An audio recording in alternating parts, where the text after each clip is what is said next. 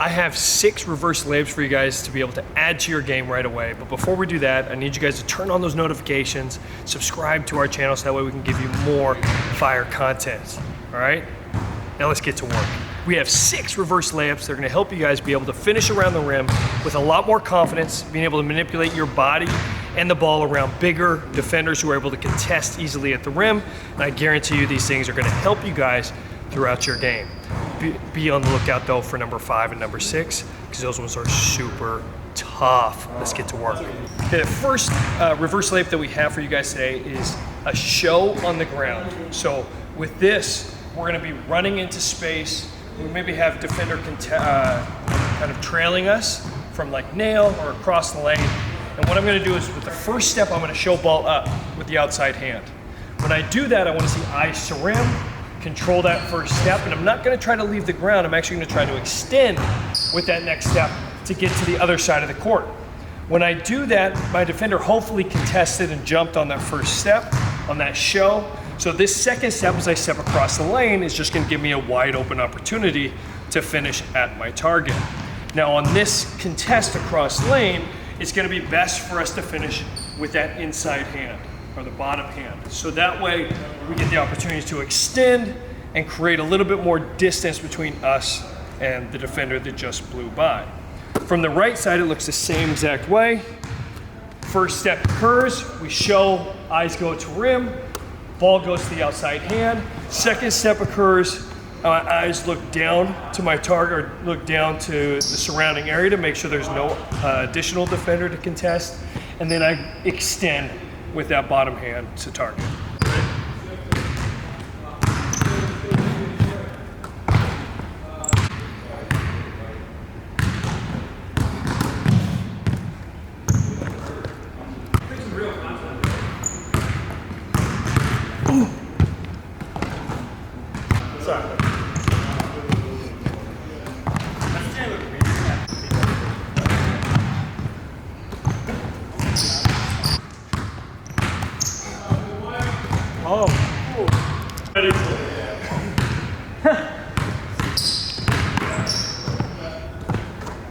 The second reverse layup is going to be the same thing with the on the ground show to the rim, but now we have defender maybe contesting us from the backside.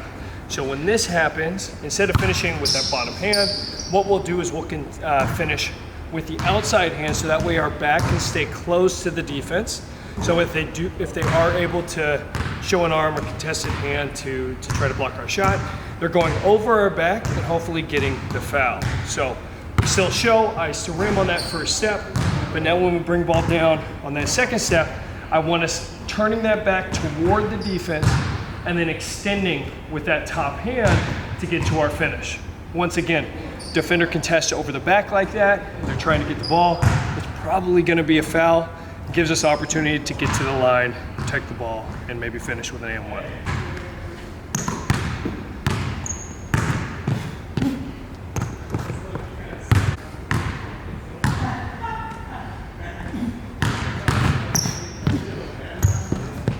Okay.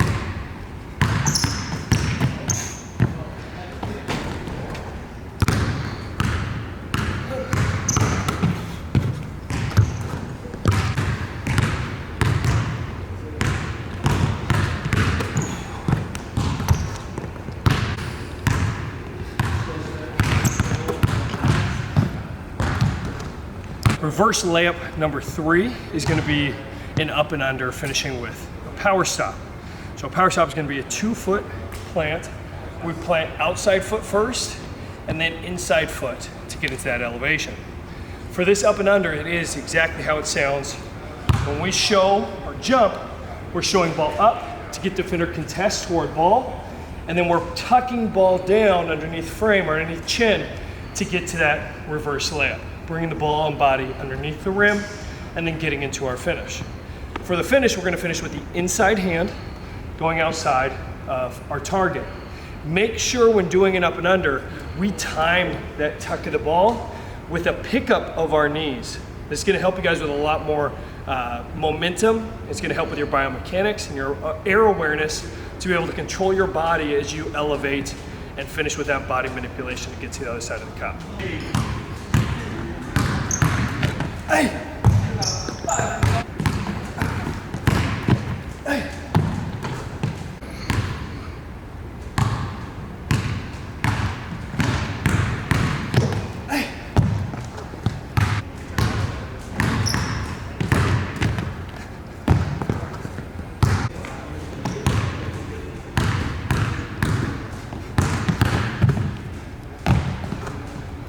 This fourth reverse layup is going to be the same power finish to elevate.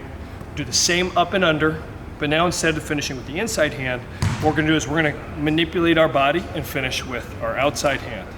When we do this, it's probably because defender is back in stance or inside of our frame, to where if we finish with the inside hand, they're able to easily contest. So probably stand right there. So when I go up and elevate, now that inside shoulder is going to bump or try to hit them to shield and give me space to finish with that outside hand.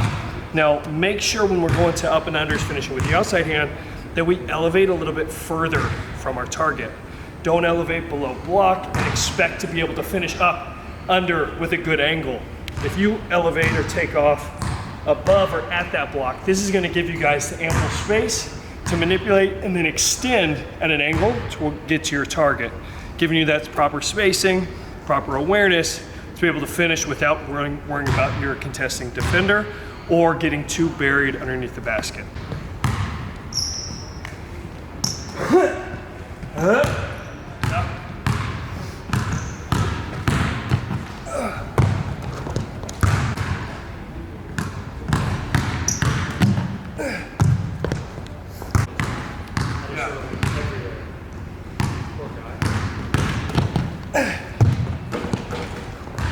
You can text him back, screen him back, say, I agree. I did. Yeah. I quoted it. That's wild. Huh? That's wild. Hey!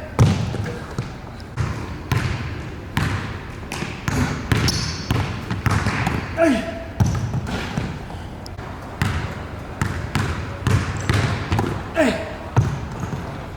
Number 5 on a reverse layup chart is going to be finishing off the inside step. It's going to be off of 1 foot, and we're going to show with outside hand. Now for me, I love doing this because I can show right away to get defender committed.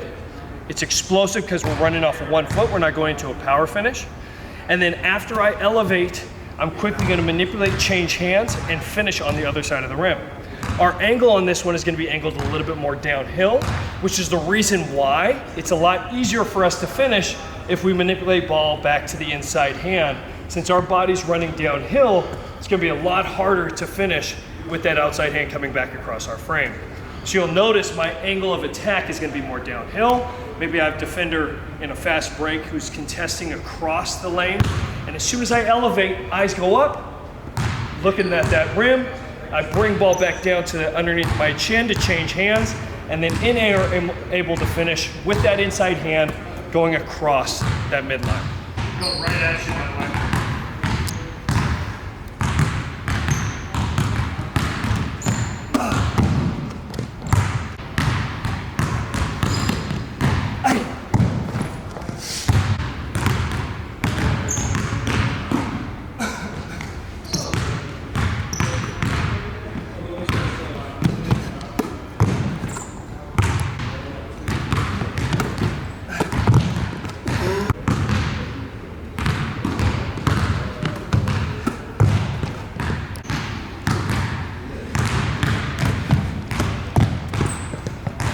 The final reverse layup is probably one of the sneakiest ones, and that's going to be going into a reverse layup off the first step and finish. Typically this will be like on a dribble through, whereas we're dribbling as a guard underneath the basket.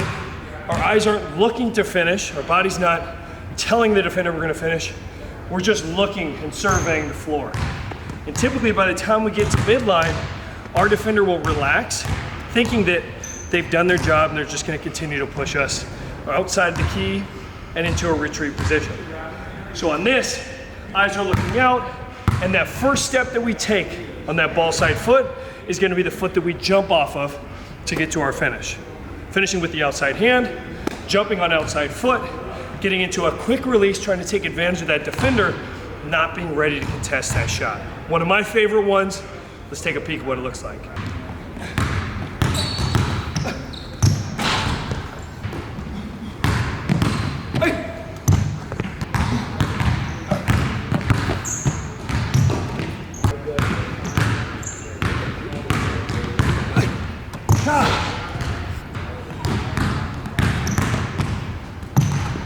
If you like this video and it was helpful, make sure you check out this one to help you finish with contact. Will pair greatly with the video you just watched on different reverse layups. If you guys want to check out some of our Fire NBA workouts, check out this playlist right here. It is sick. Yeah.